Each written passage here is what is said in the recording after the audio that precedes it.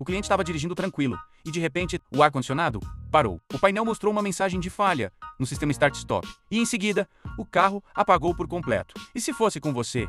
É comum seguir em frente na dúvida, tentando chegar em casa, mas com um veículo híbrido, como esse Audi Q8. A eletrônica trabalha de forma muito diferente. Muita gente nem sabe que tem um carro híbrido. O cliente achou que fosse a bateria de 12 volts e mandou trocar. O carro voltou a ligar, mas as luzes no painel continuaram. É que nesse tipo de veículo existem pelo menos duas baterias, a tradicional de 12 volts e a de 48 volts, que alimentam o gerador responsável por recarregar todo o sistema auxiliar. Se o gerador falha, nada é recarregado. Aqui, o que realmente estava com defeito era o gerador. Após a substituição e os testes completos, o sistema se estabilizou e o carro voltou a rodar normalmente, sem precisar trocar a bateria à toa. Tecnologia assim traz conforto, mas também exige atenção. Se o seu carro tem esse tipo de sistema, vale a pena medir a capacidade das baterias a cada revisão completa, principalmente após os 40 mil quilômetros ou 3 anos de uso, mesmo que a garantia dure mais. Porque muitas vezes o problema não está onde a gente imagina. E quanto mais conectado o carro, mais ele precisa ser compreendido.